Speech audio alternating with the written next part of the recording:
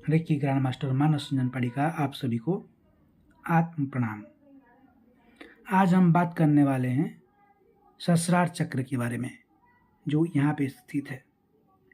हमने इस श्रृंखला में मूलाधार चक्र, स्वादिष्टान चक्र, मणिपुर चक्र, अनाहत चक्र, थ्रोट चक्र, आज्ञा चक्र के बारे में बात किया।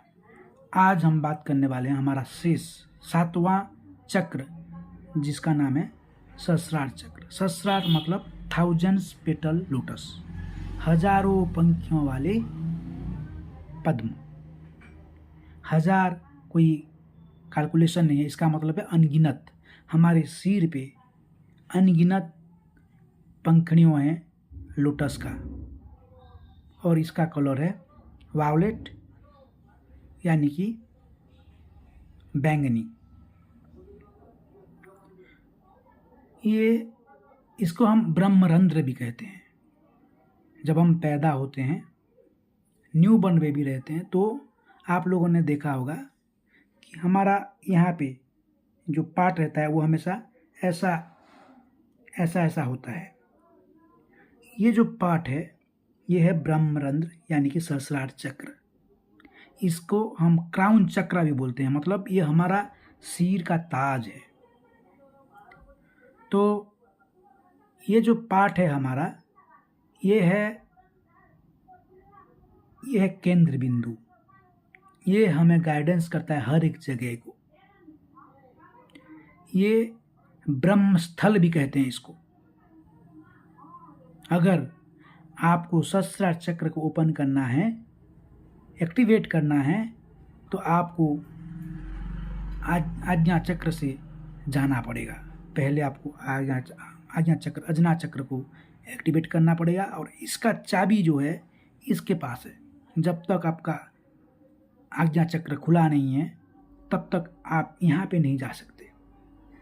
तो ब्रह्मरंध्र, थाउजेंड्स पेटल लोटस, ये है हमारा सहस्रार चक्र। और इसका जो बीज मंत्र है वो क्या है? जैसे हमारा मूलाधार चक्र का लम, स्वादिष्टान चक्र का वम, मणिपुर चक्र का रम, हार्ट चक्र का यम, थ्रोट चक्र का हम, अजना चक्र का ई, ओम। सिर्फ यहाँ का जो साउंड है वो है, जो बीज मंत्र है वो है द साउंड ऑफ साइलेंस। यानी कि आप जब इन 6 चक्रों से गुजर के आप ऊपर जाएंगे सहस्रार चक्र पे, आपको कुछ साउंड नहीं करना है। आपको आपका ध्यान को केंद्रित करके साइलेंटली बैठना है। आपको करना क्या है? आपके जो सांस जाएगी अंदर, आपके नासा से नाक से होते, नोज से होते हुए यहाँ तक आएगी, और यहाँ से नीचे हमारा मूलाधार चक्र तक। और जब ब्रीथ आउट होगा, मूलाधार चक्र से आपका प्राण ऊर्जा को आप सहस्रार चक्र तक लेके आएंगे, और यहाँ से ब्रीथ आउट होगा। यानी कि हमारा प्राण ऊर्जा को नीचे से ऊपर तक लेके आना है और वहाँ स्थापित करना है। This is the process to activate our Sahasrara chakra. इसमें आपको ध्यान मुद्रा में बैठना है, without any noise, without any sound, और आपके ब्रीदिंग के ऊपर फोकस करके ध्यान केंद्रित करना है। आप शिव जी का ध्यान कर सकते हैं, या फिर आप जिस देव को आप मानते हैं उनका ध्यान भी आप केंद्रित कर सकते हैं। इस जो जगह है इसको बोलते हैं स्वर्ग। हमारा वेदों में लिखा है स्वर्ग, नरक, पाताल। और अगर हम यहाँ पे चले जाते हैं तो हम स्वर्ग में, और स्वर्ग से ऊपर जाने के भी रास्ता यहीं से ही खुलेगा, ब्रह्म। तो हम इधर उधर ना भटक के अगर हमारा ध्यान को केंद्रित करके सहस्रार चक्र पे केंद्रित करेंगे तो आपको यहाँ से हर एक चीज़ मिलेगी जो आप चाहते हैं। यहाँ से आपको ज्ञान के खजाने, यानी कि आप सिर्फ ध्यान मुद्रा पे बैठ के हर एक चीज को आप ग्रैब कर सकते हो। आप जो क्वेश्चन पूछोगे उसी का आंसर आपको मिलेगा। आप त्रिकालदर्शी बन सकते हो। पास्ट, फ्यूचर, प्रेजेंट के बारे में आप किसी को भी बता सकते हो। ये ऑलरेडी हो चुका है। हमारे ऋषि मुनियों ने ये करके दिखाया है। वो इसी अवस्था में आके कहीं पे भी भ्रमण करते हैं। वो यहाँ पे बैठ के हर एक जगह को भ्रमण कर सकते हैं। ये क्यों संभव होता है? क्योंकि दे ऑलरेडी एक्टिवेटेड देयर सहस्रार चक्र। जो अंदर है वो बाहर है, जो बाहर है वो अंदर है। यानी कि जो क्रिएशन भगवान ने किया है वो हमारे अंदर ही है।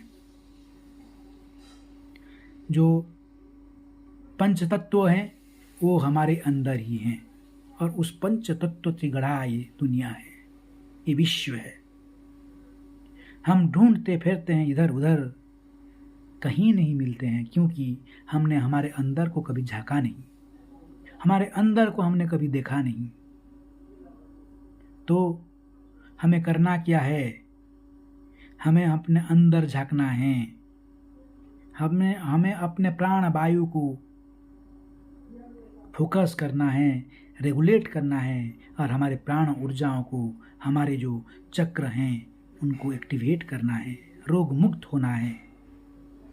ये जितने भी रोग हैं, जितने भी डिजीज हैं, हमें डिसईज करते हैं,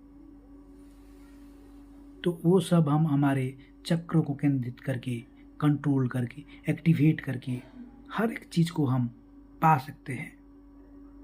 तो दोस्तों, सहस्रार चक्र, थाउजेंड्स पेटल लोटस, ब्रह्म रंध्र, क्राउन चक्र, ये ब्रह्म का स्थान है, देवताओं का स्थान है। इसे sounds of nothing, no sound, और इससे अगर आप एक्टिवेट करते हैं तो दुनिया का सारा नॉलेज, वेदों का ज्ञान, सब कुछ आपके पास हो जाएगा।